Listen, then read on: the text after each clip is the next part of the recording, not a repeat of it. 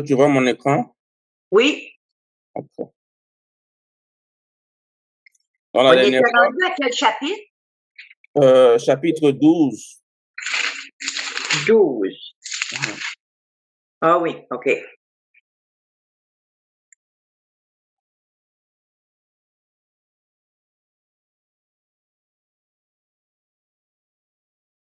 C'est le fun parce que je t'entends vraiment bien, là.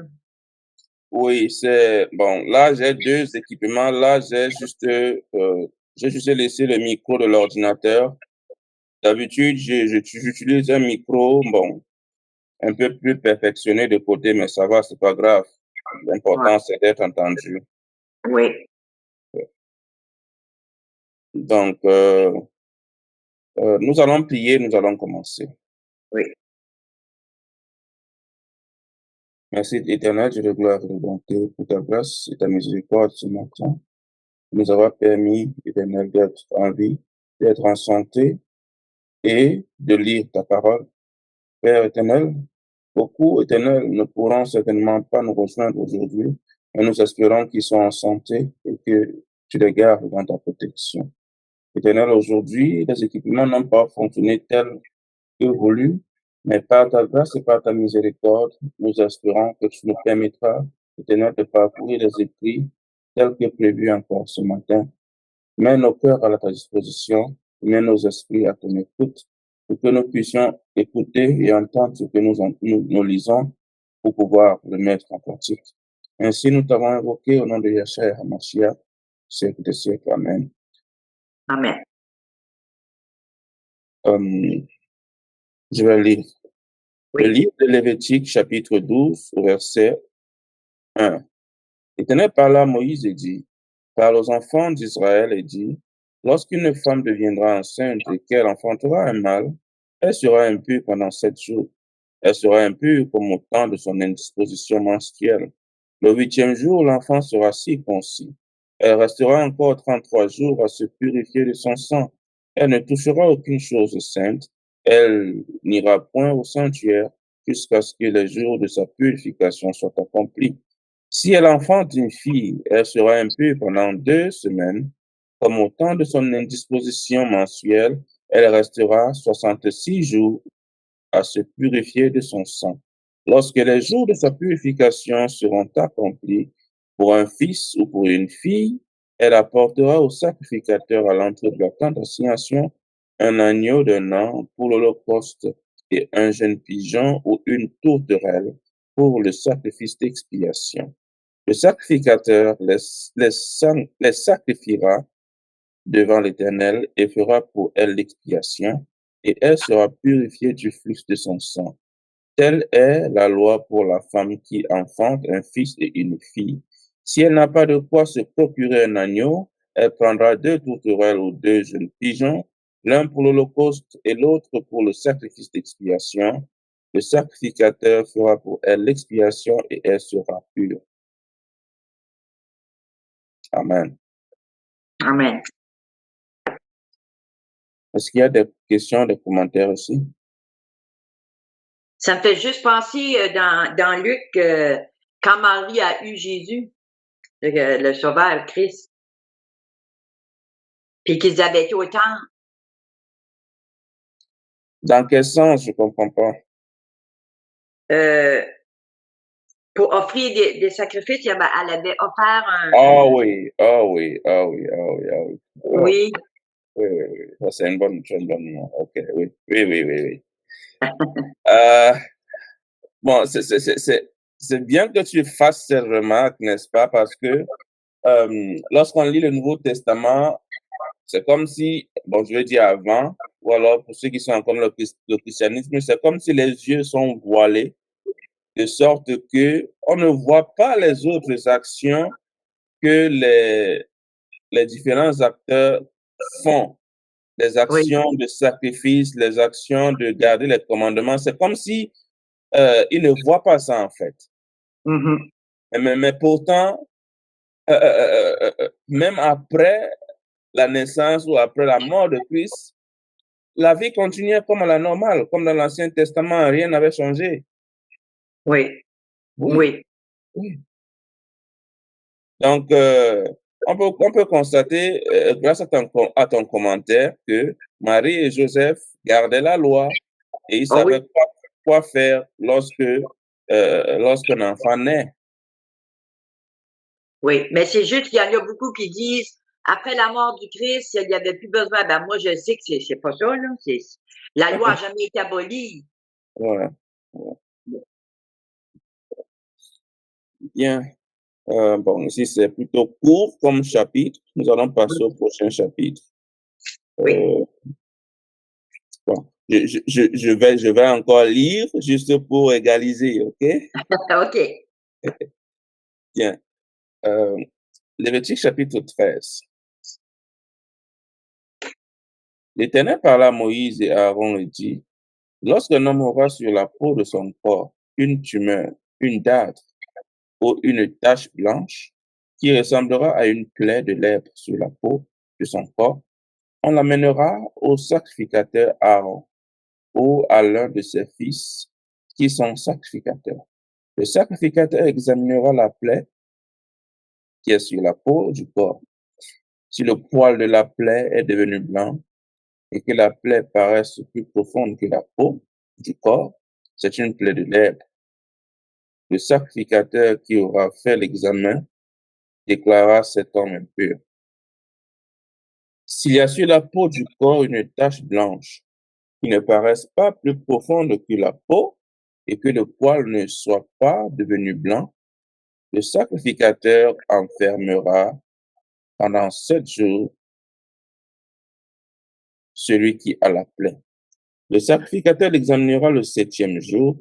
Si la plaie lui paraît ne pas avoir fait de progrès et ne pas s'être étendue sur la peau, le sacrificateur l'enfermera une seconde fois pendant 7 jours. Le sacrificateur l'examinera une seconde fois le 7e jour. Si la plaie est devenue pâle et ne s'est pas étendue sur la peau, le sacrificateur déclara cet homme pur. C'est une date. Il lavera ses vêtements et il sera pur. Mais si la date s'est étendue sur la peau, après qu'il s'est montré au sacrificateur pour être déclaré pur, il se fera examiner une seconde fois par le sacrificateur. Le sacrificateur l'examinera si la date s'est étendue sur la peau. Le sacrificateur le déclarera impur, c'est la lèpre. Lorsqu'il y aura sur un homme une plaie de lèpre, on l'amènera au sacrificateur. Le sacrificateur l'examinera s'il y a sur la peau une tumeur blanche, si cette tumeur a fait blanchir le poil et qu'il y ait une trace de chair vive dans la tumeur, c'est une lèpre invétérée dans la peau du corps de cet homme. Le sacrificateur le déclarera impur, il ne l'enfermera pas car il est impur. Si la lèpre fait une éruption sur la peau et couvre toute la peau de celui qui a la plaie, depuis la tête jusqu'au pied, partout où le sacrificateur portera ses regards, le sacrificateur l'examinera et quand il aura vu que la lèpre couvre tout le corps, il déclarera pur celui qui a la plaie, comme il est entièrement devenu blanc, il est pur. Un instant. Si la lèpre fait une éruption sur la peau et couvre toute la peau de celui qui a la plaie, depuis la tête jusqu'aux pieds, partout où le sacrificateur portera ses regards, le sacrificateur l'examinera. Et quand il aura vu que la lèpre couvre tout le corps, il déclarera pur celui qui a la plaie, comme il est entièrement devenu blanc, il est pur. Mais le jour où l'on apercevra en lui de la chair vive, il sera impur. Quand le sacrificateur aura vu la chair vive, il le déclarera impur. La chair vive est impure, c'est la lèpre. Si la chair vive change et devient blanche, il ira vers le sacrificateur l'examinera, et si la plaie est devenue blanche, le sacrificateur déclarera pur celui qui a la plaie, il est pur.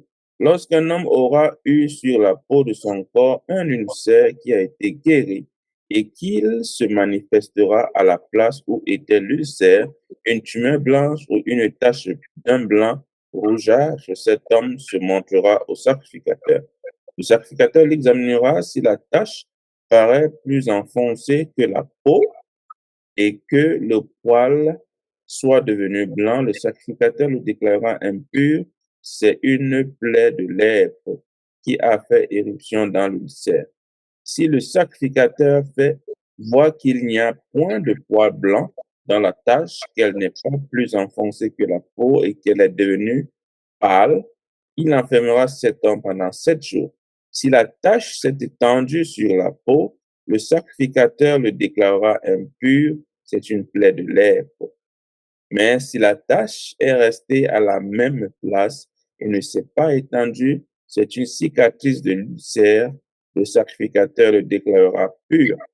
Lorsqu'un homme aura eu sur la peau de son corps une brûlure par le feu et qu'il se manifestera sur la trace de la brûlure une tache blanche ou d'un blanc rougeâtre, le sacrificateur l'examinera. Si le poil est devenu blanc dans la tache et qu'elle paraisse plus profonde que la peau, c'est la lèpre qui a fait éruption dans la brûlure. Le sacrificateur déclarera cet homme impur. C'est une plaie de lèpre. Si le sacrificateur voit qu'il n'y a point de poil blanc dans la tache, qu'elle n'est pas plus enfoncée que la peau et qu'elle est devenue pâle, il enfermera cet homme pendant 7 jours. Le sacrificateur l'examinera le 7e jour. Si la tache s'est étendue sur la peau, le sacrificateur le déclarera impur, c'est une plaie de lèpre. Mais si la tache est restée à la même place, ne s'est pas étendue sur la peau et est devenue pâle, c'est la tumeur de la brûlure. Le sacrificateur le déclarera pur, car c'est la cicatrice de la brûlure. Lorsqu'un homme ou une femme aura une plaie à la tête ou à la barbe, le sacrificateur examinera la plaie.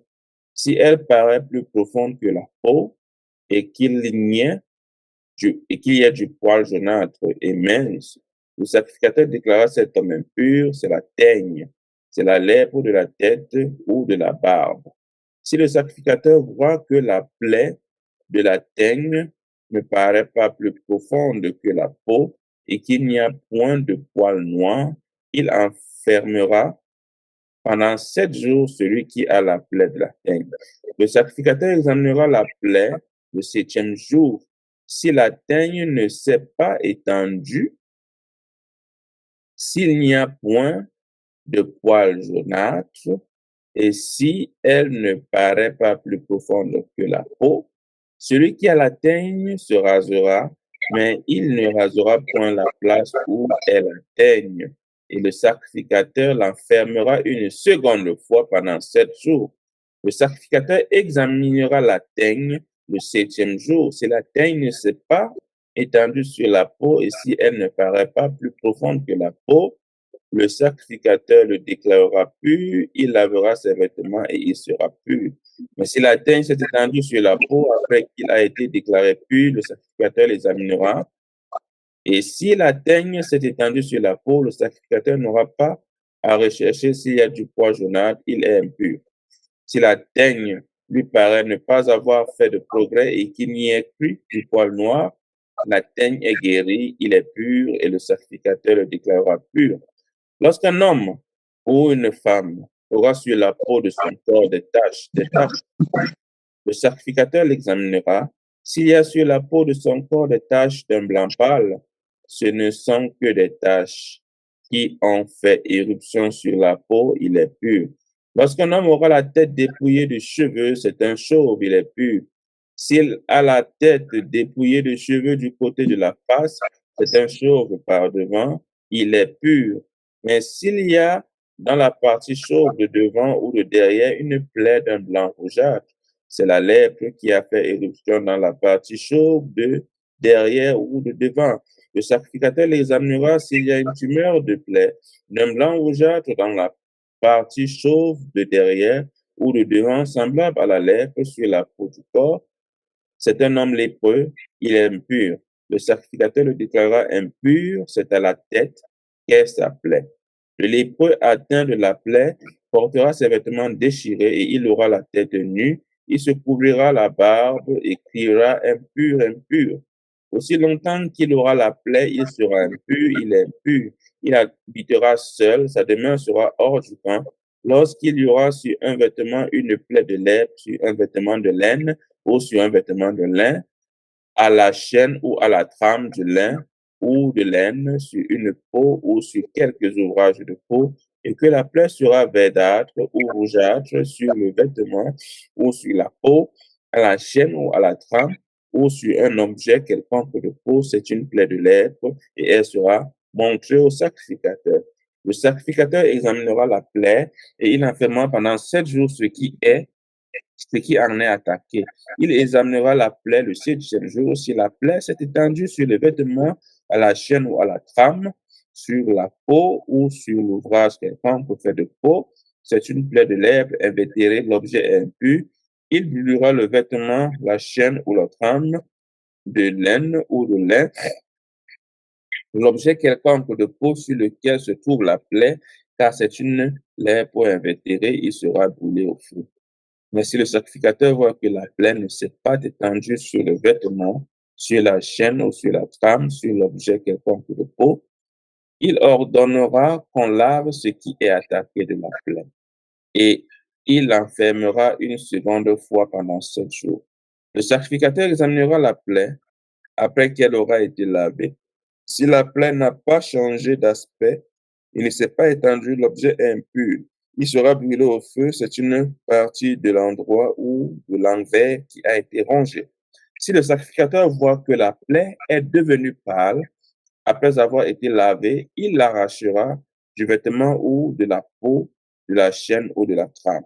Si elle paraît encore sur le vêtement, à la chaîne ou à la trame, ou sur l'objet quelconque de peau, c'est une éruption de lèpre. Ce qui est attaqué de la plaie sera brûlé au feu.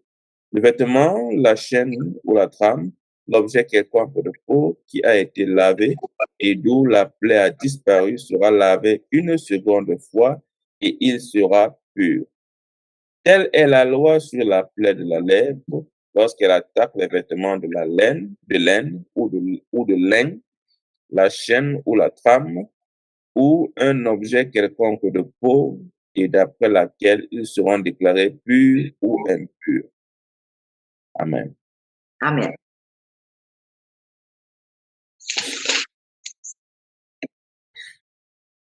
On parle de la lèpre, de la date, Oui, et on nous donne les méthodes de comment la contenir, les méthodes d'isolation ou bien les méthodes d'isolement.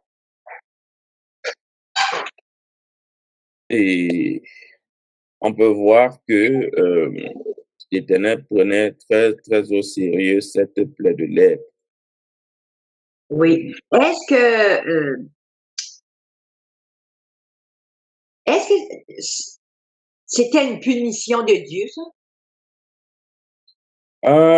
Non, pas nécessairement. Bon, il y avait des cas où, à cause du péché, l'Éternel euh, l'Éternel envoyait des plaies de lèpre, mais pas toujours. Pas Euh, toujours. oui, pas toujours. Comme Myriam, c'était une Oui, punition divine. oui. Pour Myriam, c'était une punition divine. OK. Donc, généralement,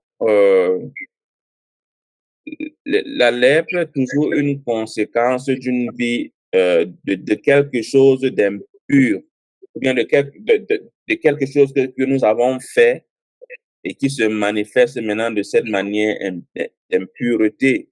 Okay? Par exemple, si on ne mène pas une très bonne vie d'hygiène, il y a de bonnes chances que cette chose arrive, la teigne, la date, la lèpre. Oui. Donc, ce sont des conséquences de quelque chose que nous faisons. Maintenant, lorsque c'est de manière généralisée, parfois c'est l'Éternel qui frappe. Ferme la porte, monsieur.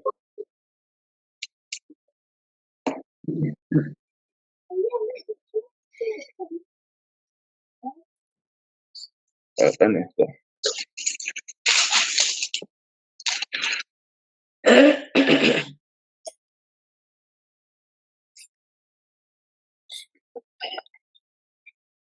Est-ce que tu as des commentaires ou des questions? Non, c'est correct. OK.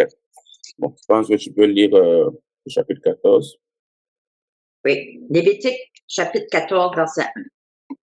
Le Seigneur dit à Moïse, voici comment doit se dérouler la cérémonie de purification d'un lépreux.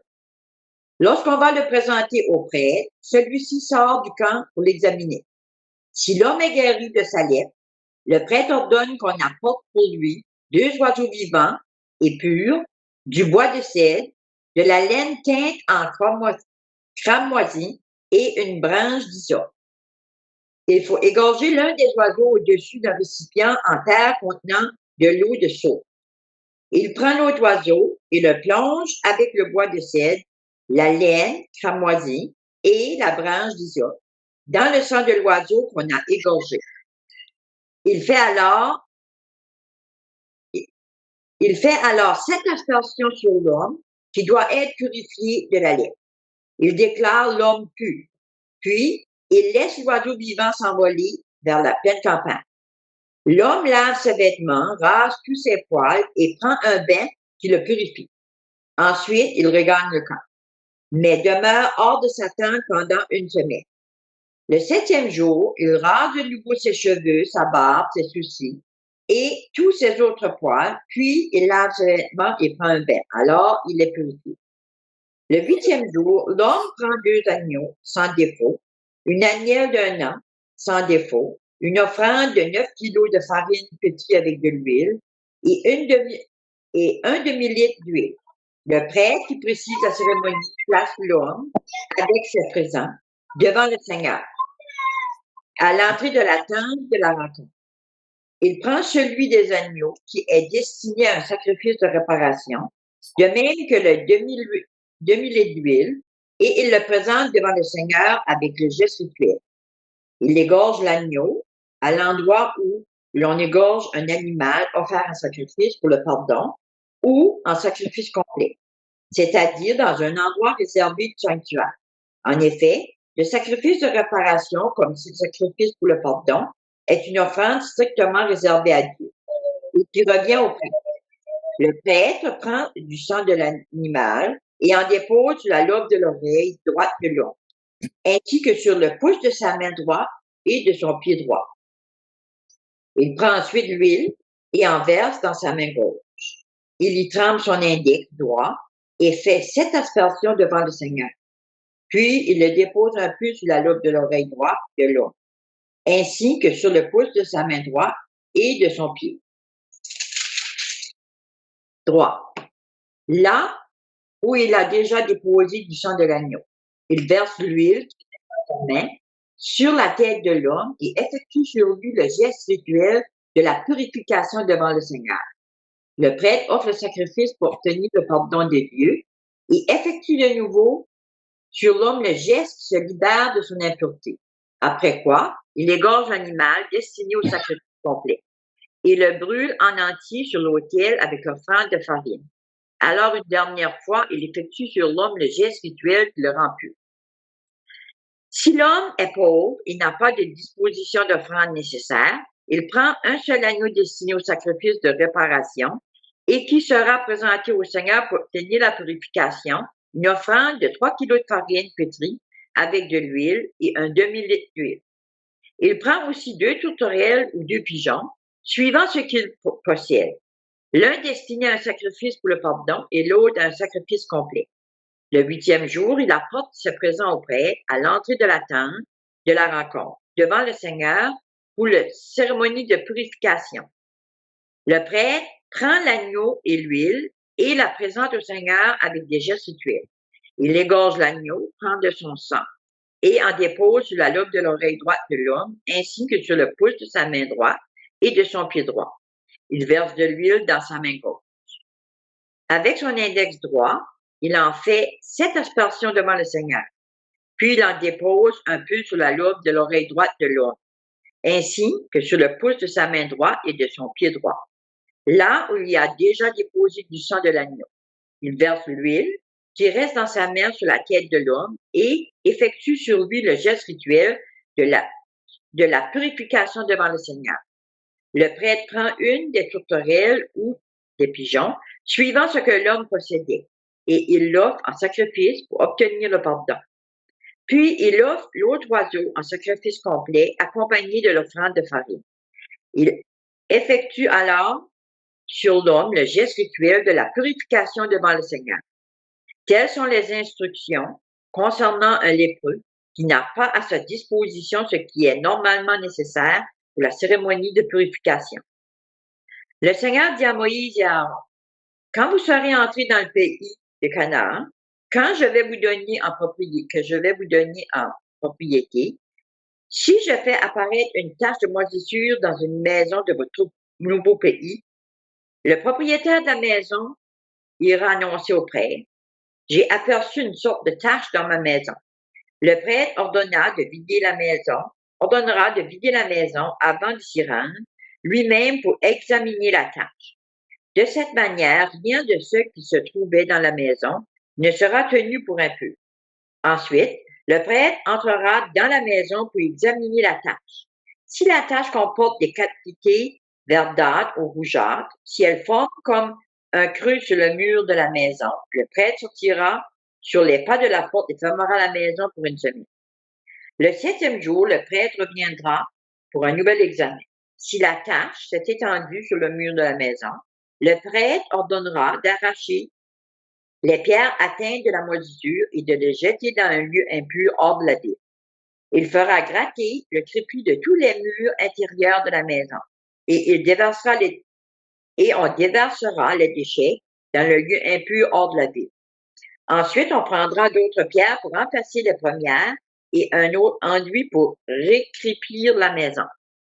Si la tache de la moisissure se manifeste de nouveau dans la maison, après qu'on aura ôté les pierres endommagées, puis gratté et récrépi les murs, le prêtre ira procéder à un nouvel examen. Si la tache a effectivement réparu, c'est que la moisissure ne peut pas être éliminée de la maison. Celle-ci est impure. Il faudra démolir la maison, aussi bien que les parties en pierre que celles en bois, et transporter les décombres avec le crépi dans un lieu impur hors de la ville. Quiconque pénètre dans la maison pendant les jours où elle doit être fermée devient impur et le reste jusqu'au soir. Quiconque couche dans cette maison, on y mange quelque chose, doit laver ses vêtements.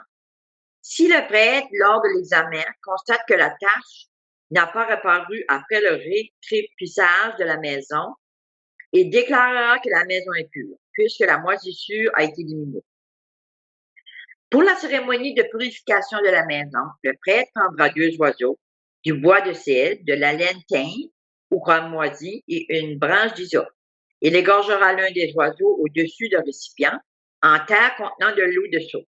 Il prendra le bois de cèdre, la branche d'hysope, la laine cramoisie et l'autre oiseau et les plongera dans le sang de l'oiseau qu'il a égorgé et dans l'eau de source et fera 7 aspersions sur la maison. Il éliminera ainsi l'impureté de la maison au moyen du sang de l'oiseau, de l'eau de source et l'oiseau vivant, du bois de cèdre, de la branche d'hysope et de la laine cramoisie. Il laissera l'oiseau vivant s'envoler hors de la ville, vers la pleine campagne. Il effectuera sur la maison le geste rituel qui la rend pure. Alors elle sera pure. Telles sont les instructions concernant de diverses formes de lèpre, de teigne, des boussouflures, des dartres, des taches luisantes ou concernant les moisissures qui apparaissent sur les vêtements ou dans les maisons. Cette instruction permet de déterminer dans quel cas les personnes ou les objets sont impurs et dans quel cas ils sont purs. Amen. Amen. Est-ce que tu peux relire le verset 52, s'il te plaît? 52. Mhm. Il éliminera ainsi l'impureté de la maison au moyen du sang de l'oiseau, de l'eau de source de l'oiseau vivant, du bois de cèdre, de la branche d'hysope et de la laine cramoisie. OK. On est quoi? Live. OK. OK. OK, c'est bon. Bonjour Mireille. Bonjour, mais vous avez commencé plus tôt? Non, Voici. non, il est quelle heure à ta montre? Ben là, il vient d'être 16h05. D'habitude, c'est à 16h chez nous. Oh, c'est certainement qu'il y a eu un décalage de votre côté. Ah oui, oui, oui, L'heure on est a d'accord. changé? Oui, oui, oui, oui, oui, oui, oui, oui. Le fuseau a changé. Oui. Là, il vient d'être 16h, donc nous, on attendait 16h pour se connecter. Désolé, Ouais. j'ai raté cette notion-là. Le fuseau a changé il y a plus une heure qui s'est ajoutée au fuseau horaire. Oui. Mais même, vous avez commencé, il était 15h30 ici. Oui, un instant. Donc là, il est 11h05 ici. Nous, il est 16h05. Vous avez commencé à 15h30 ici. Oui, c'est ce que je dis que, D'accord. oui, d'habitude, à 10h ici, vous avez 16h là-bas, c'est ça, n'est-ce pas? Oui, c'est ça. Oui, mais maintenant, il est 11h de ce côté.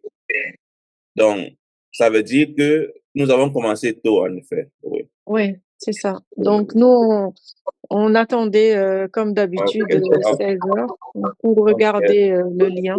OK, OK. Marqué à Donc, côté de ça veut moi. dire que désormais, c'est 15h chez vous. Ah, ok, d'accord. Oui, 10h ici sera 15h chez vous. Ok, d'accord. Oui, Oui, puis moi, 10 heures, moi, c'est 11 heures. oui. Donc, oui, toi, de ton côté, il y a une heure de plus Oui, qu'à Toronto. oui. Oui. OK. Bon, nous sommes au 3e chapitre. On a eu un petit retard à cause les équipements technologiques ont voulu faire des caprices, mais on a pu OK. résoudre cela. Euh, le frère Marc est là. Oui, il est là, oui. OK. Bien. Bon, là, nous parlions de la plaie, de la lèpre, comment l'isoler, comment la contenir, comment se comporter lorsqu'elle apparaît, que ce soit sur nous, sur nos objets ou bien dans nos maisons. Bon, la raison pour laquelle je t'ai demandé de relire le verset 52, parce que ici, dans ma version, c'est écrit l'eau vive. Donc, je voulais savoir à quoi ça correspondait de ton côté. Ah, OK. Oui. Donc, apparemment, l'eau vive, c'est l'eau de source. C'est l'eau qui coule, en fait. Ah oui, oui. Oui. OK.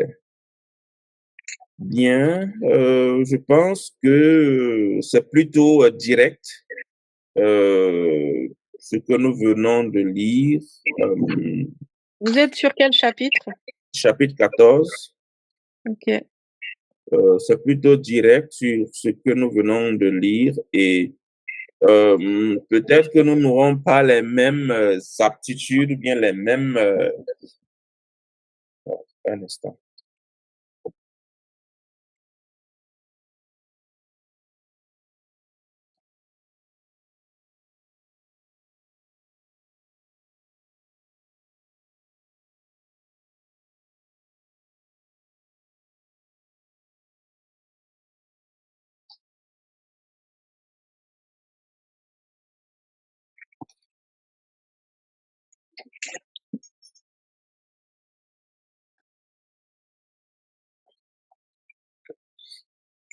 Ok. Peut-être que nous n'aurons pas les mêmes réflexes ou bien les mêmes aptitudes à gérer cette plaie de lèpre, mais nous devons la prendre avec autant de sérieux, n'est-ce pas, que nous pouvons. OK? Oui. Pourquoi? Parce que ça nous rend dans un état d'impureté. Et tout ce que nous toucherons, ayant ces plaies de lèpre ou de date ou de teigne, sera aussi impur. Bon, euh, nous allons le faire selon les moyens de bord. Mhm. La plupart d'entre nous n'auront pas de lieu d'isolement, entre parenthèses, malheureusement. Mais à cette époque, c'était un peu plus facile parce que tout avait été configuré, n'est-ce pas, pour prévoir toutes ces éventualités.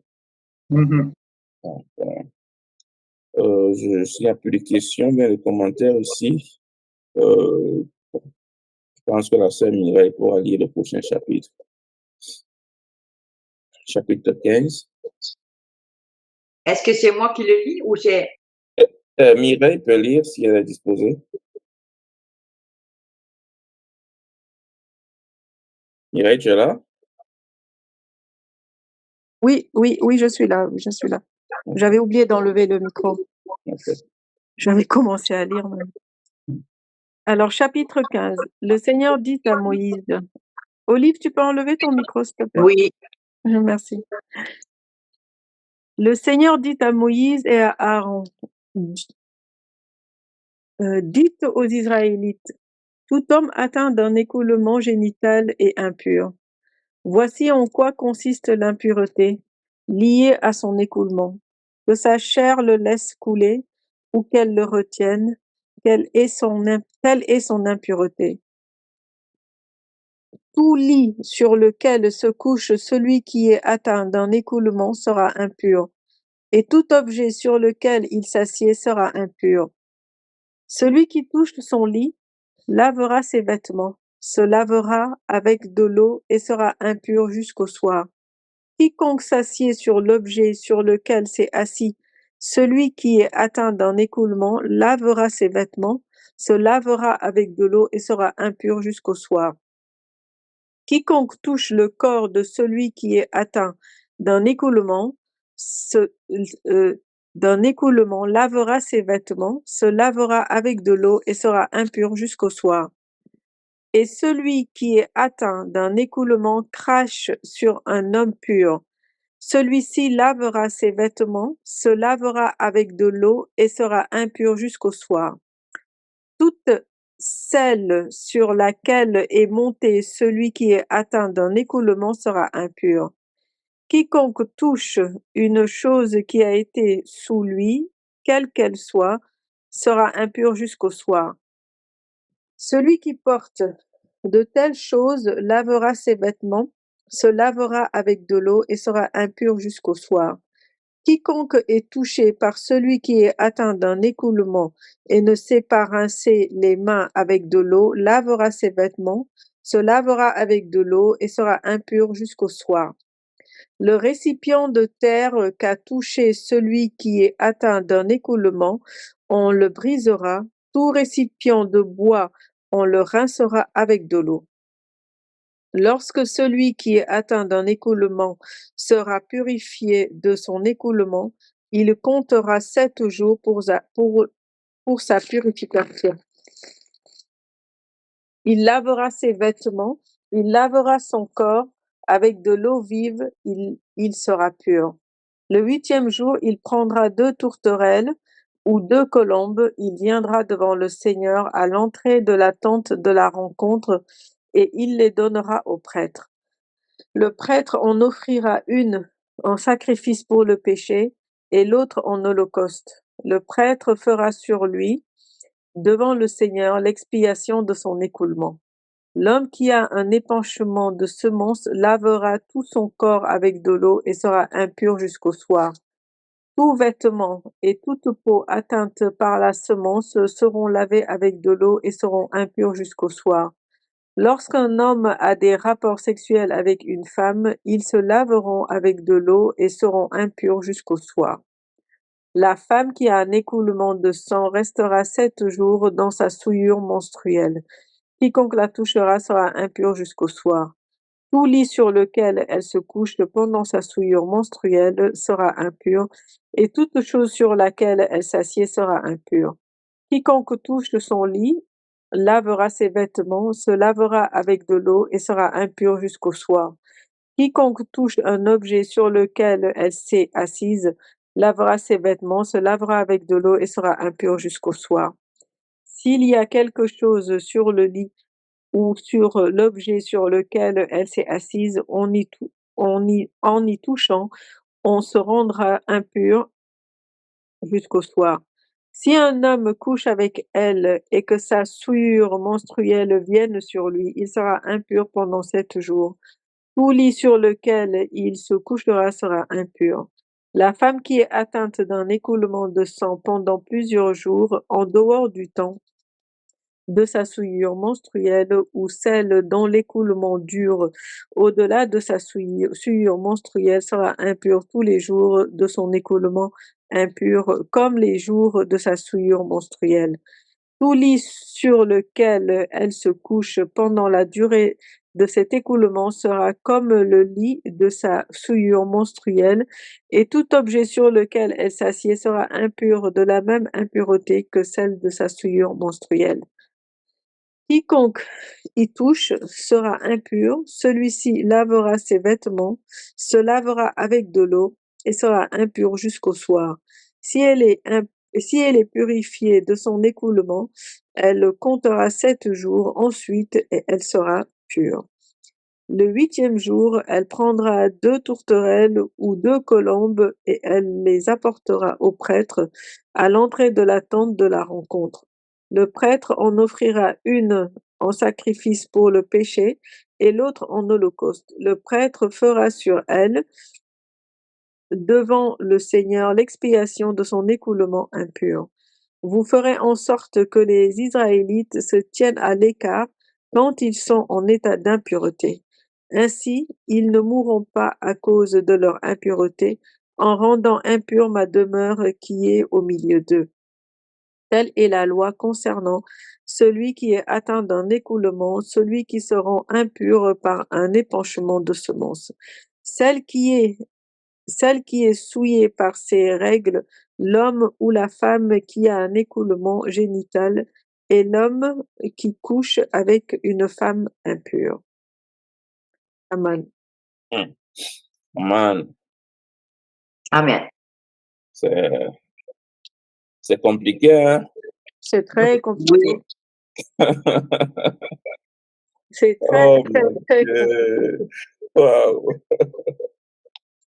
Hein, waouh, waouh, waouh, waouh, waouh. ouais. J'ai jamais lu ce chapitre avec les yeux avec lesquels je lis ça maintenant. Uh-huh. C'est- Parce que à bien lire, ça s'applique même à ceux qui sont mariés, vous Uh-huh. voyez? Oui, oui, Ouais, et qui partagent le même lit. Oui. Imaginez-vous, nous qui sommes en Occident, où on n'a pas de famille rapprochée ou bien de proches à Hein, côté de nous, n'est-ce pas, pour ne serait-ce que essayer de mettre tout ceci en pratique, n'est-ce pas? Oui. Imaginez quelqu'un qui loue un appartement de 2 chambres et qui vit avec son épouse et ses enfants. Comment mettre ceci en pratique? En pratique, c'est vrai. Oh là là. Moi, je connais un couple ici en France, un jeune couple, hein. Oui, Pourtant, ils appliquent cela.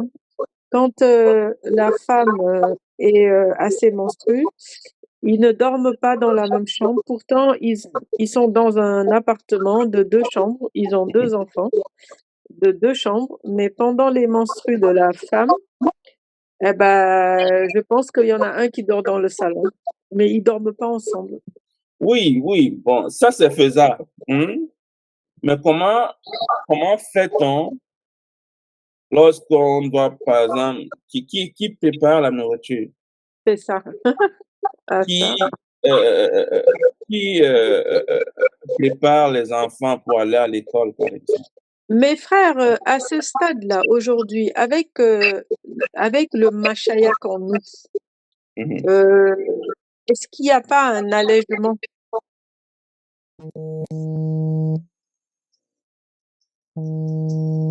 Allô?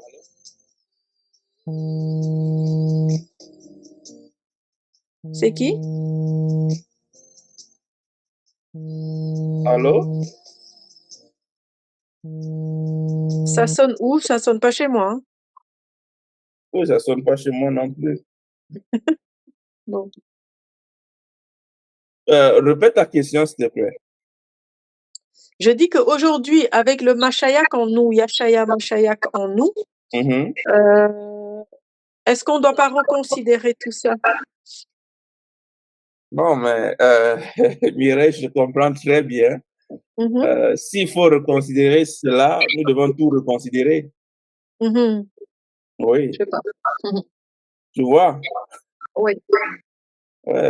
Si on doit reconsidérer cela, nous devons aussi reconsidérer le baptême, nous devons aussi reconsidérer la Pâque, nous devons Ouais, c'est vrai. reconsidérer le sabbat, nous devons Mhm, tout reconsidérer. mhm. Et c'est ce piège, que les églises sont en train d'amener beaucoup de personnes. Mhm. Oui. OK? Parce que lorsque le pape va prononcer un discours selon lequel les homosexuels, les pédophiles et tout sont aussi les enfants de Dieu, s'ils viennent à l'église pour se marier, on va les marier. Ça sonne bien dans les oreilles. Ah non, ça sonne pas bien. OK, d'accord. Ah non, là, franchement, ça sonne pas bien. Donc, si ça ne peut pas sonner, nous devons laisser chaque chose intacte tel qu'il est. Du Mhm. moment où nous sommes tentés à reconsidérer un point de la loi, nous serons tentés à reconsidérer tous. Ouais. C'est pourquoi Christ a dit, il n'y a même pas un point ou une virgule de la loi qui sera retirée. Ouais. Donc, chacun de nous peut se retrouver dans ce que nous venons de lire, moi en particulier. Mhm. Oui. Maintenant, j'ai pris l'exemple du fait que nous vivons dans 4 murs. OK? Il faudra bien qu'à un moment donné, ma femme prenne sa douche. Mhm. Nous n'avons qu'une seule douche dans la maison. Mhm. Il faudra à un moment donné qu'elle mange. Il faudra à un Et à moment ce moment, donné, qui va préparer? voilà, qui va préparer. Il faut que Oui. j'aille au travail. Si je vais Mhm. au travail, qui s'occupe des enfants, qui va les chercher à l'école. Mais à Hein? l'époque, c'était de la vie dans le camp, en fait. Non, à C'est l'époque, tout était organisé. c'est OK? ça. Oui, tout C'est était différent. organisé de sorte que même si la maîtresse de la maison n'est pas disponible, les choses fonctionnent normalement. Oui, OK? c'est ça. Oui, elle est dans sa maison d'isolement, elle mène sa vie normalement là-bas, elle sait que c'est pour un temps, après elle va sortir et la vie va continuer. Oui. Mais aujourd'hui, tout est mélangé, on ne sait pas qui est pur, on ne sait pas qui est impur. Oui. Donc, il y a un passage ici qui me marque énormément au verset 24. Si un homme couche avec elle et que l'impureté de cette femme vient sur lui, il sera impur pendant 7 jours. Oui. Et tout lit sur lequel il couchera sera impur. Oui. Verset 27, ça dit, quiconque les touchera sera souillé. Il lavera ses vêtements, se lavera dans l'eau et sera impur jusqu'au soir. Pouvez-vous imaginer? Oui. Les transports en commun,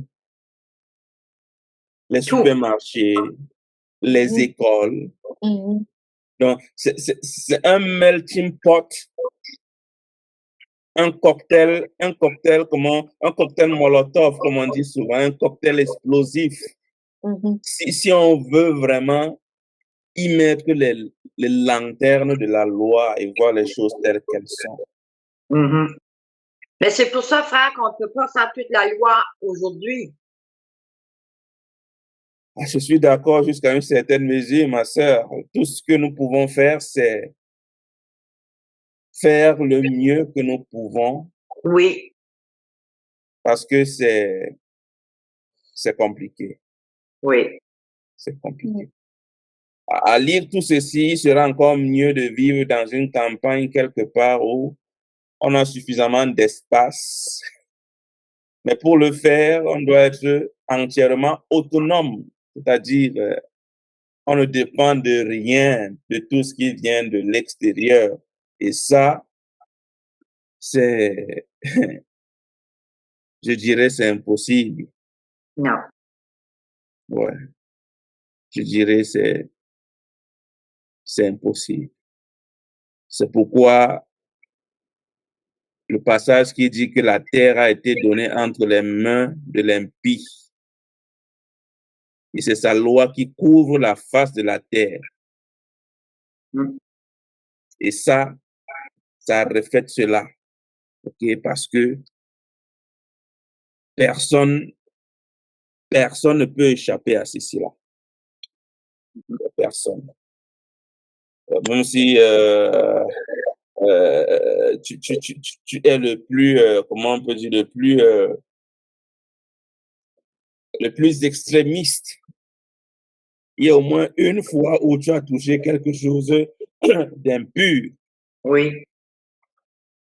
Pas intentionnellement, mais parce que quelqu'un d'impur est passé par là et toi, ne sachant pas, tu es aussi passé par là. Donc, bref, je pense que nous voyons un peu la quintessence de ce que nous venons de lire et chacun individuellement connaît la configuration de sa maison, de sa vie. Essayons de notre mieux à ne pas être souillé ou à ne pas rester impur. On fait le mieux qu'on peut. Oui, bien. Chapitre 16. Le frère Marc est là? Je n'ai pas entendu sa voix. Il n'est plus là. Bon, s'il n'est plus là, je vais lire. L'Éternel parla à Moïse après la mort des deux fils d'Aaron qui moururent en se présentant devant l'Éternel. L'Éternel dit à Moïse, parle à ton frère Aaron, afin qu'il n'entre pas en tout temps dans le sanctuaire, au-dedans du voile devant le propitiatoire qui est sur l'arche, de peur qu'il ne meure. Car j'apparaîtrai dans la nuée sur le propitiatoire. Voici de quelle manière Aaron entrera dans le sanctuaire. Il prendra un jeune taureau pour le sacrifice d'expiation et un bélier pour l'holocauste. Il se revêtira de la tunique sacrée de lin et portera sur son corps des caleçons de lin.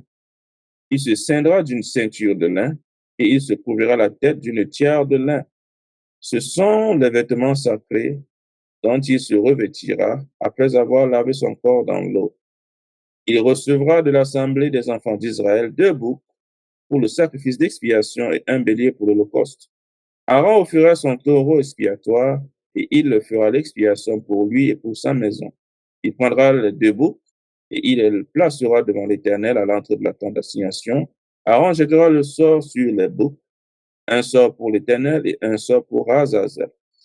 Aaron fera approcher le bouc sur lequel est tombé le sort pour l'Éternel et il offrira un sacrifice d'expiation.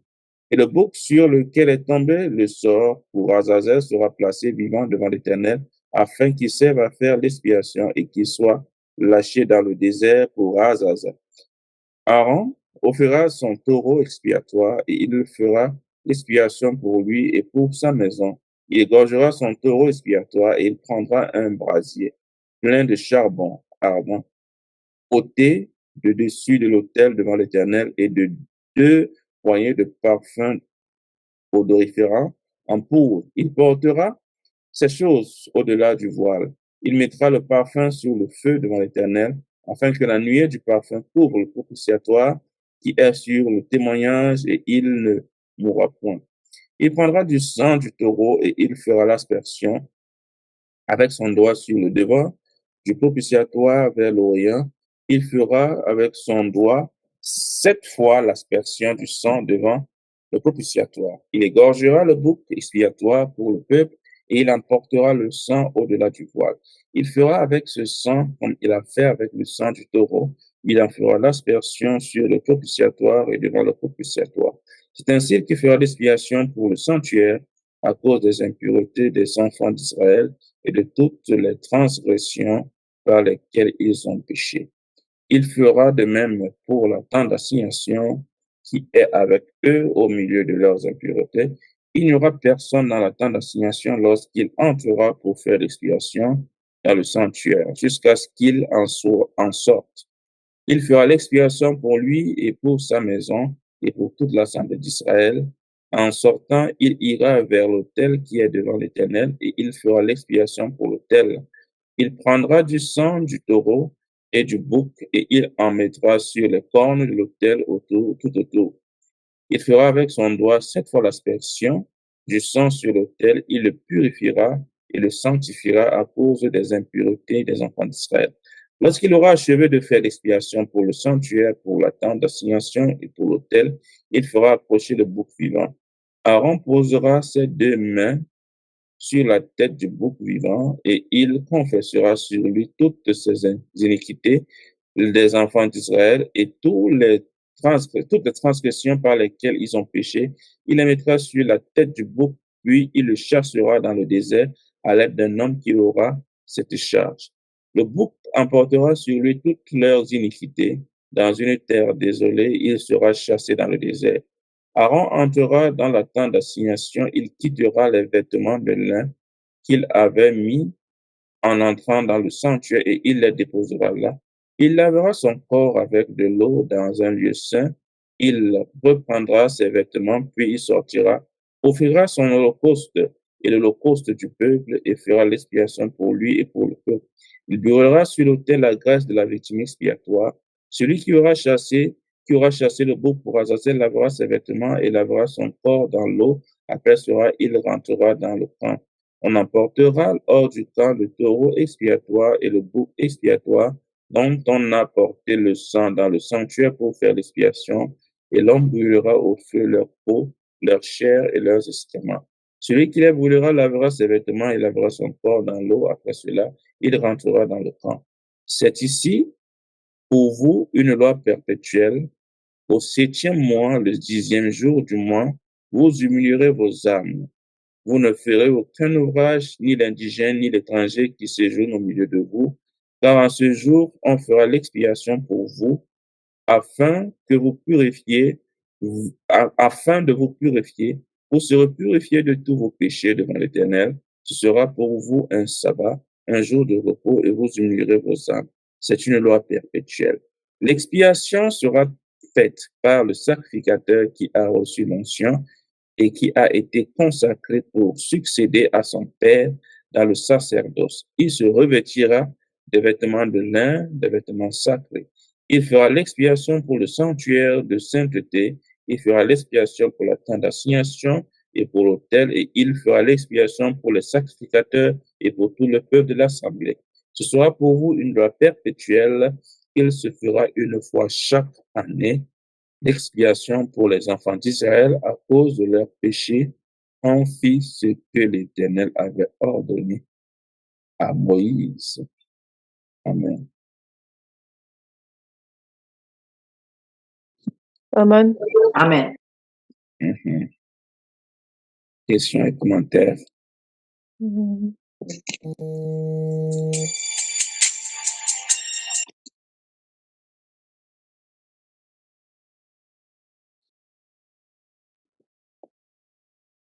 Questions et commentaires?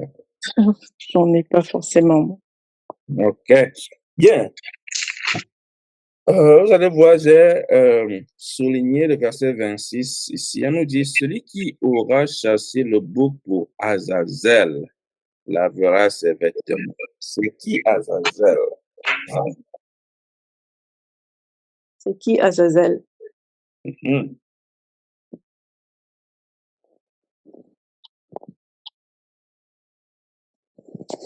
Avez-vous déjà entendu ce nom? Non. Pas moi. Ok. Non, moi non plus. Avez-vous déjà lu le livre d'Enoch? Oui. Ok. Pas entièrement. Nous allons lire le chapitre 7 et le chapitre 9. Bien. Ça dit, quand les enfants des hommes se furent multipliés dans ces eaux, il arriva que les filles leur naquirent élégantes et belles. Ça, c'est la Genèse. Et lorsque les anges des enfants, et lorsque les anges, les enfants des cieux, les eurent vus, ils en devinrent amoureux et ils se dirent les uns aux autres, choisissons-nous des femmes de la race des hommes et ayons des enfants avec elles. Oui, oui. Alors Samyaza, leur chef, leur dit, faut bien retenir ces noms, hein? Bon, pas pour les prononcer, mais souvenez-vous de ces noms. Je crains bien que vous ne puissiez accomplir votre dessein et que je supporte seul la peine de votre crime. Mais ils lui répondirent, nous vous le jurons. Et nous nous lions tous par de mutuelles exécrations. Nous ne changerons rien à notre dessein, nous exécuterons ce que nous avons résolu. En effet, ils jurèrent et se lièrent entre eux par de mutuelles exécrations. Ils étaient au nombre de 200 qui descendirent sur Aradis, lieu situé près du mont Armon.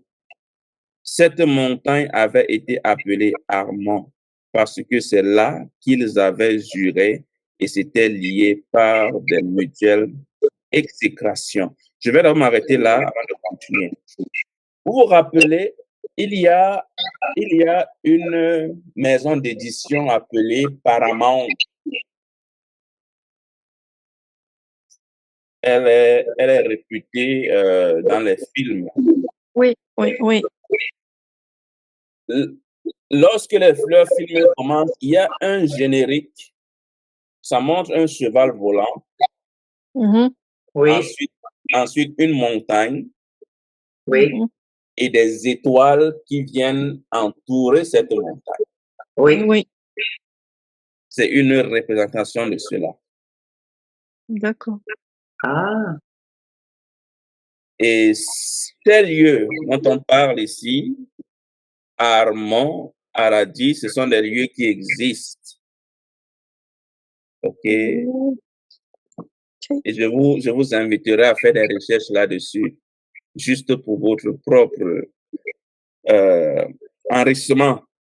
N'est-ce pas? Vous allez découvrir ce que vous allez découvrir, mais faites des recherches là-dessus. Bien, nous allons continuer au verset 9. Voici le nom de leur chef, Samyaza, leur chef,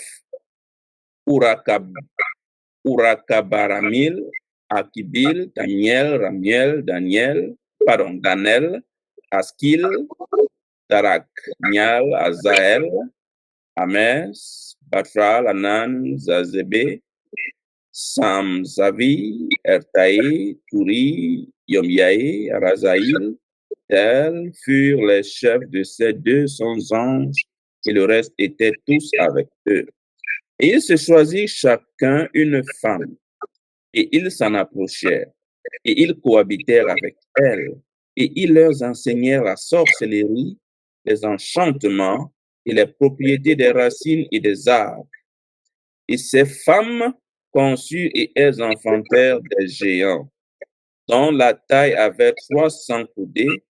Ils dévoraient tout ce que le travail des hommes pouvait produire, et il devint impossible de les nourrir. Alors ils se tournèrent contre les hommes eux-mêmes afin de les dévorer. Et ils commencèrent à se jeter sur les oiseaux, les bêtes, les reptiles, les poissons, pour se rassasier de leur chair et se désaltérer de leur sang. Et alors la terre réprouva les méchants. Bien. Jusque-là, est-ce qu'il y a des questions ou des commentaires? Non. Non. OK. Allons au verset 9, chapitre 9, je veux dire.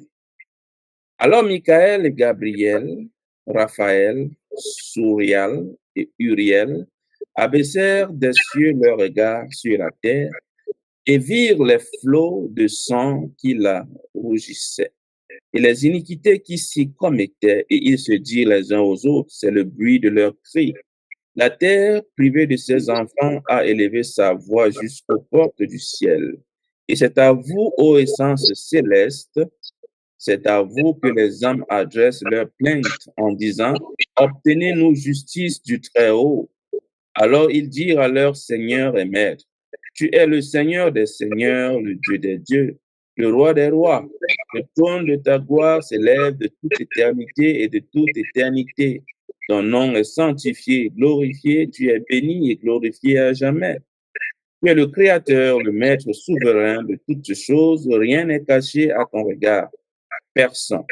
Tu domines sur tout et rien ne peut se soustraire à ton autorité.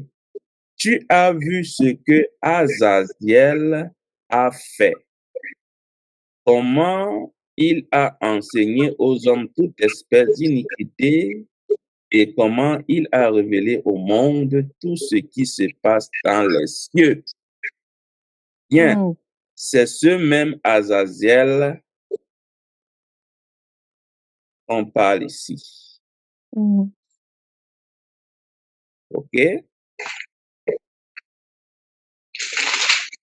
Vous êtes avec moi? Oui. Il a révélé aux hommes tout ce qui se passe dans les cieux. OK.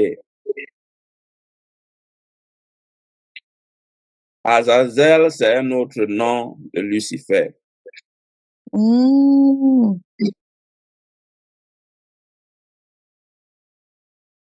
OK. Bien. Au verset 7, ça nous dit, il prendra les deux boucs et il les placera devant l'Éternel à l'entrée de la tente d'assignation. Aaron jettera le sort sur les deux boucs. Vous savez ce que c'est que le sort? Oui. Un sort pour l'Éternel et un sort pour Azazel. Aaron fera rapprocher le bouc sur lequel est tombé le sort pour l'Éternel et il offrira un sacrifice d'expiation.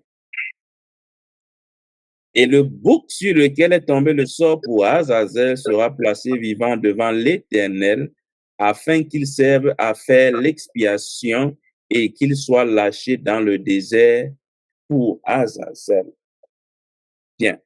Donc, le bouc, l'un des boucs devait être sacrifié pour le pardon des péchés du peuple.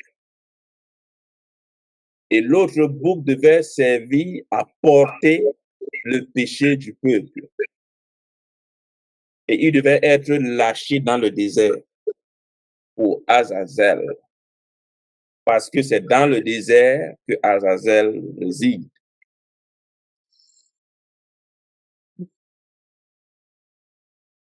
Maintenant, ne me demandez pas où, je ne sais pas. OK.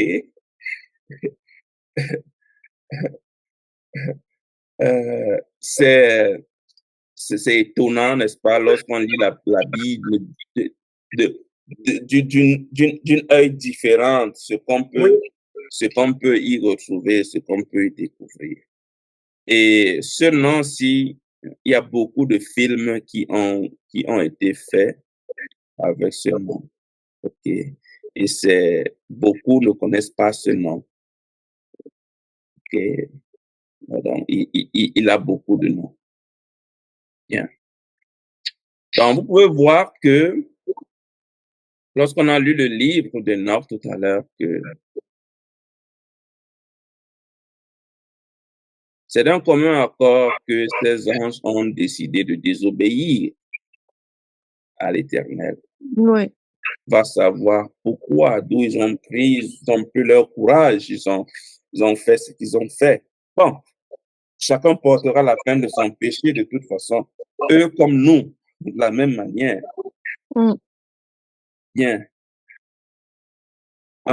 S'il n'y a pas d'autres questions ou bien de commentaires, je pense que nous pouvons encore lire,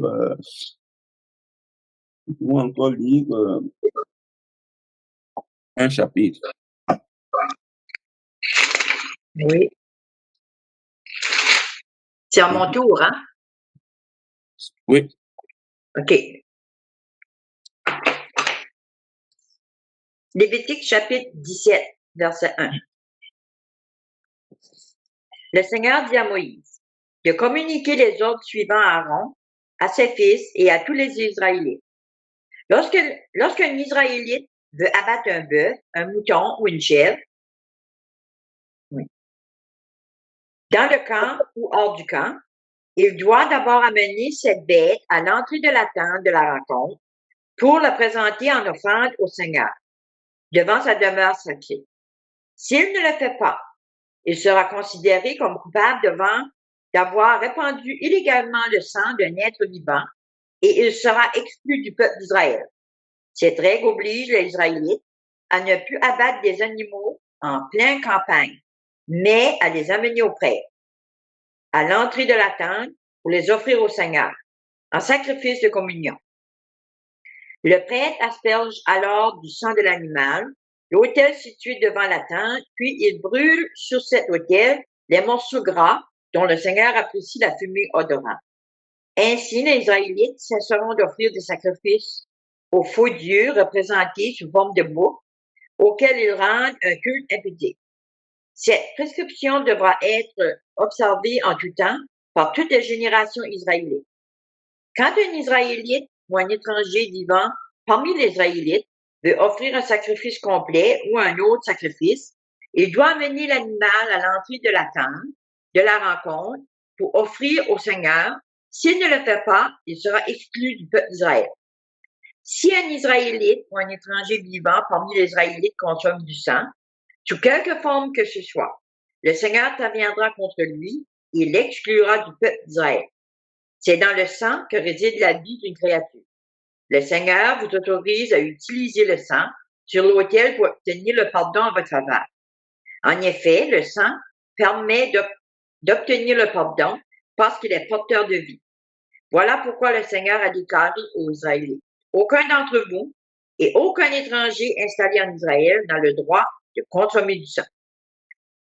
Si un Israélite ou un étranger vivant parmi les Israélites prend à la chasse un animal ou un oiseau dont on peut manger la viande et en fera couler le sang sur le sol et le recouvrira de terre. En effet, tant qu'une créature est vivante, sa vie est dans son sang. C'est pourquoi le Seigneur a déclaré aux Israélites, vous ne consommerez le sang d'aucune créature, car la vie de toute créature réside dans son sang. Si quelqu'un en consomme, il sera exclu du peuple d'Israël. Si un Israélite ou un étranger mange de la viande d'une bête qui a crevé ou qui a été tuée par un animal sauvage, cet homme doit laver ses vêtements et se laver lui-même. Il reste impur jusqu'au soir. Ensuite, il sera de nouveau pur. S'il ne lave ni ses vêtements ni son corps, il sera coupable d'une faute. Amen.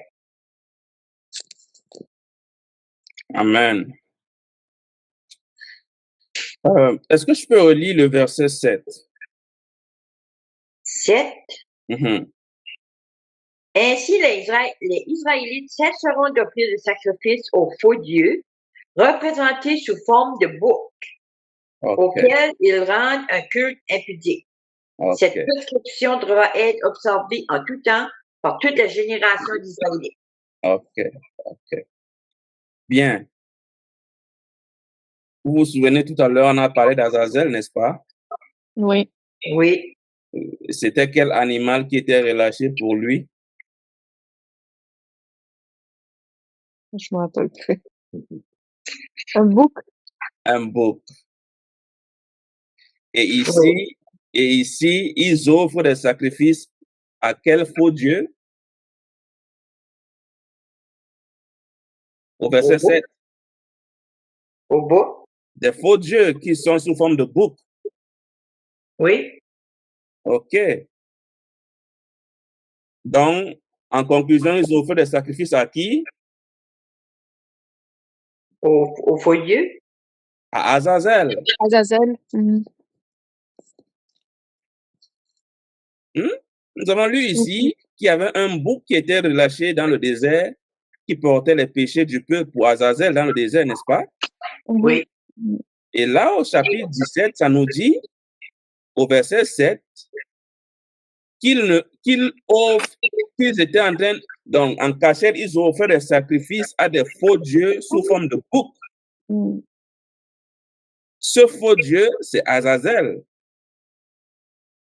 Mhm. Ouais. Parce que souvenez-vous qu'ils connaissaient Azazel. Ils connaissaient Azazel parce que chaque année, on relâchait un bouc dans le désert pour Azazel. Oui. Donc, comme par magie, ils ont eu une révélation que, OK, maintenant on doit offrir des sacrifices à Azazel. OK? Et comme l'animal offert à Azazel, c'est un bouc, ils ont représenté Azazel sous forme de bouc.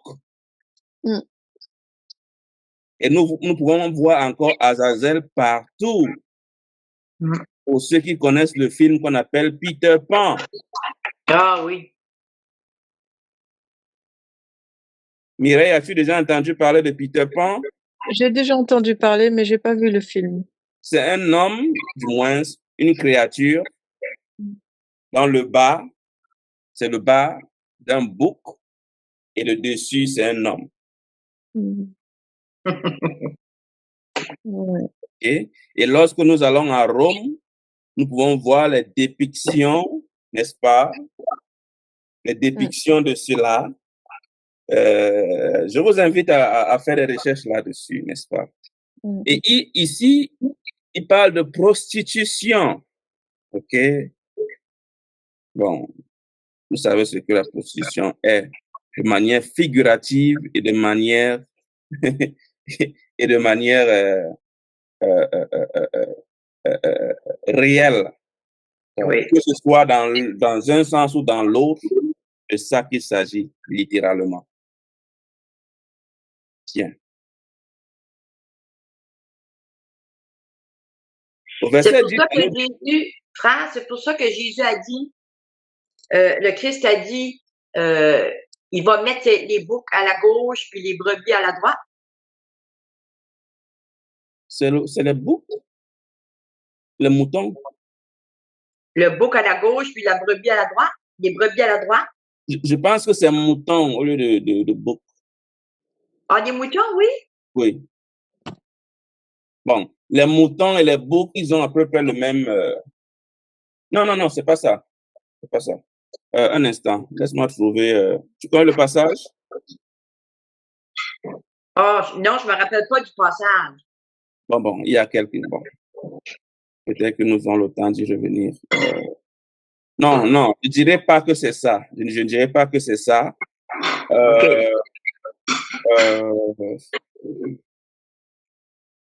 Mais c'est juste pour vous montrer que il y a des lieux où vous allez voir des dépictions de boucs, OK? Que ce soit en statuette, que ce soit en dessin, que ce soit en photo. Et ne pensez pas que c'est là au hasard. OK. Il y a une raison pour laquelle on a choisi le bouc. Parfois, c'est un taureau. Parfois, c'est un aigle. Alors, ces images-là ne sont pas choisies au hasard. OK. Ce sont des symboles qui représentent les dieux qu'ils adorent en cachette. Oui. Mhm. Bien. Qu'est-ce qu'il y a d'autre ici?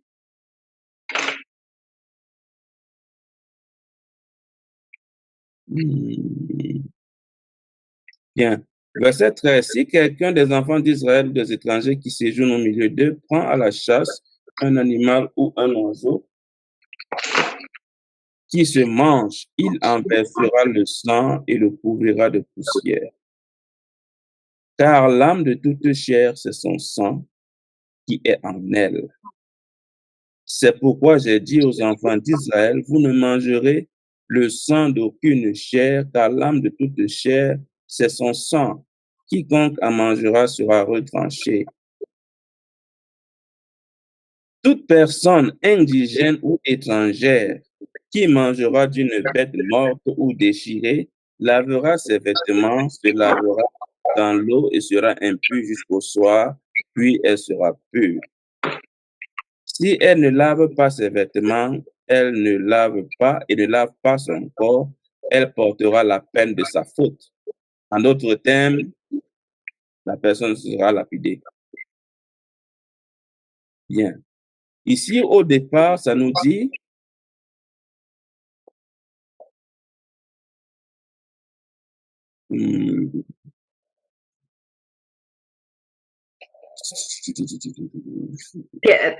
Frère, on voit bien que les apôtres, au temps de Christ, suivaient encore la loi. Parce que dans Actes 15, ça dit ça démontre le chapitre 17. OK. Dans quel sens?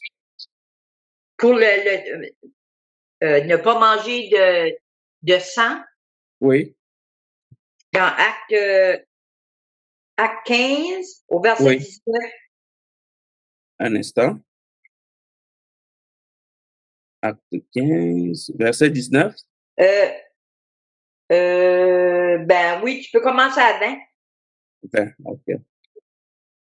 Mais qu'on leur écrive de s'abstenir des souillures, des idoles, de l'impudicité et des animaux étouffés et du sang. C'est une bonne remarque. Car depuis bien des générations, Moïse a dans chaque ville des gens qui le prêchent, puisqu'on le lit tous les jours de sabbat dans les synagogues. Donc, non seulement il gardait la loi, mais il gardait aussi le sabbat. Oui. C'est clair. On voit bien. C'est clair, c'est très clair. Autrement dit, pourquoi donner, n'est-ce pas, ce conseil? Pourquoi donner ce conseil? Si la loi a été abolie après le départ du Messie. C'est ça. Je pense que ça répond aussi à la question de la sœur Mireille tout à l'heure, n'est-ce pas? Lorsque tu as demandé si la loi sur les flux, elle ne pouvait pas être reconsidérée. Donc, donc, je pense que ce passage-ci répond clairement à cette question-là. Oui. Bien. Je pense que nous avons très bien évolué aujourd'hui. Lévitique. Et prochainement, nous allons continuer dans Lévitique chapitre 18. Oui. Donc, c'est un bon pas pour nous. Aujourd'hui, s'il n'y a plus de questions, bien de commentaires, nous allons prier pour conclure et nous allons dire Shabbat Shalom. Voilà, tout à l'heure, j'avais fait mention de la fête de la Pâque. C'est vrai qu'à notre dernière séance, j'avais omis d'en parler. Sœur Mireille, est-ce que tu as un chronomètre, bien est-ce que tu as une date selon le calendrier précis que tu utilises? C'est vers le 14, non? 14 avril? Mars? Non. Je ne sais plus. OK. C'est pas grave. De mon côté, ça tombe du 24 au 25. Bon, il y en a d'autres qui ont déjà commencé hier, je pense. Bon, c'était juste pour nous rappeler dans quelle période nous sommes. OK, nous sommes dans le mois de la Pâque. C'est le mois de la Pâque. Moi, il me semblait que c'était entre le 14 et le 15. Après, faut que je regarde. Donc, nous sommes déjà dans une nouvelle année. Oui. On entre dans l'année nouvelle. Donc, bon, c'était juste une parenthèse.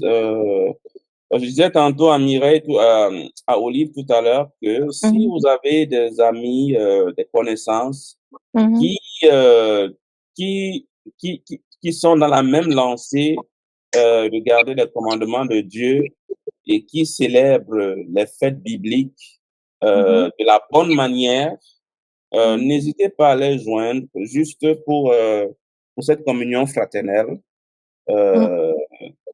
Si ça peut éviter, tant que c'est un climat de paix, n'est-ce pas, Oui, et non de conflit.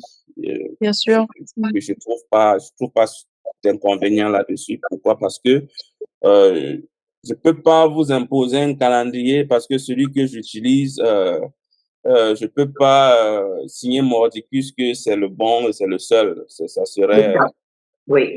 ça serait pas du tout honnête. Donc, du coup, vous allez le voir avec les Israélites, hein, les dates ne sont pas pareilles. C'est parce que les calendriers ne sont pas pareils. Oui, Chacun essaie de faire de son mieux pour rester en ordre, en quelque Oui. sorte. c'est ça. En célébrant ces fêtes, ça nous permet de rester en ordre d'une certaine manière parce que nous essayons de nous rappeler ou alors de nous conditionner lorsque nous allons avoir la véritable information. Nous serons déjà au pas parce que nous sommes déjà habitués à le faire.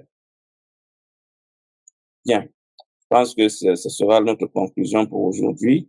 Je vais prier. Merci éternel Ahaya pour la grâce que tu nous accordes aujourd'hui d'avoir pu parcourir ta loi, les préceptes et tes commandements pour pouvoir les appliquer à nos vies. Éternel, tu sais que nous sommes encore en captivité et que la configuration de nos vies dans les différents lieux où nous résidons ne nous permet pas de respecter ta loi à 100%. Accorde-nous, Père Tout-Puissant, de faire les choses importantes qui sont valables à tes yeux. Et selon la mesure que tu nous accordes, donne-nous de pouvoir nous rapprocher de la perfection autant que possible. Bénis nos maisons, bénis nos foyers, bénis nos amis, bénis même nos ennemis, car en les bénissant, Éternel, tu les montres l'amour que tu as pour nous et la protection que tu as sur nous. Accorde-nous de ressembler à ton fils Yahshua HaMashiach qui a porté les péchés du monde, sans broncher, sans crier, mais qui reviendra avec force et puissance pour punir ceux-là qui n'ont pas reconnu en lui le Sauveur, le Roi. Aide-nous, Éternel, à nous rapprocher davantage de toi, malgré nos erreurs, malgré nos offenses, que ta lumière continue de luire sur nous. Amen. Amen. Bien, Shabbat Shalom à toutes. Shabbat Et shalom. Shabbat shalom. à nous revoir très bientôt. Au revoir. Au revoir. Au revoir.